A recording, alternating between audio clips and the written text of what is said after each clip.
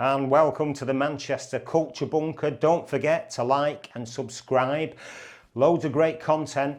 Books again. This time we're going to be talking about Manchester music books and what I consider to be the best Manchester music book in terms of factuality, in terms of setting the scene and understanding the scene, and by a guy, and this is going to cause problems, who I think is probably the best writer about Manchester music, and that is Mr. Mick Middles. And this tome from 1996 called From Joy Division to New Order, The Factory Story, and he's since kind of updated it to Factory Records, The Story of a Label, which is basically this book with a few extra bits in. Unfortunately, some of the extra bits, and sorry for saying this, Mick, Heather Small, out of M People, was not in the Manchester Passion. That was the late Denise Johnson, God rest her soul, playing the part of the Virgin Mary. Hey, and not miscast either.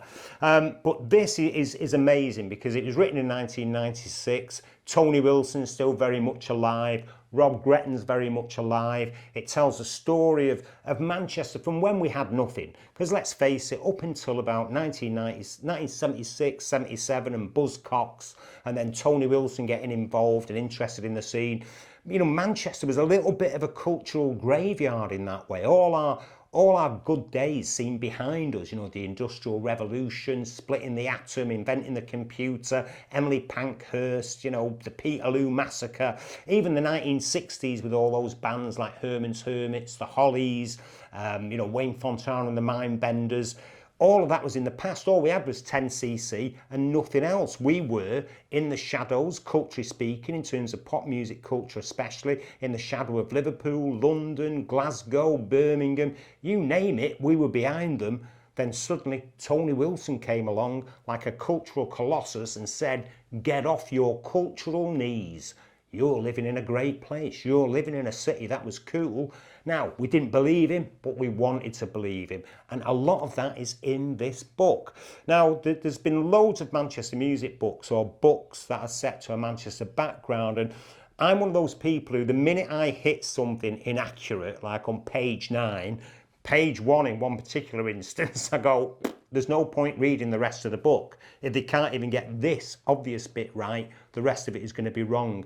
This, to me, was the perfect Manchester, and probably the best book I think that Mick Middles has written, and I've read most of his books. Other great Manchester music books, which I may review later on down the line, are The Big Midweek by Steve Hanley.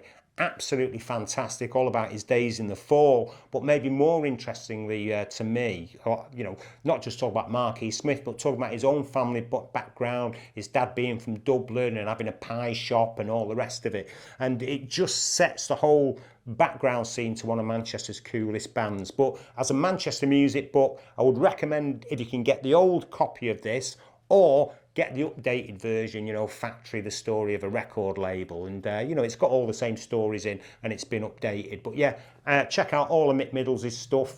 Sorry, Mick, about the Heather Small thing, but, yeah, double check sometimes.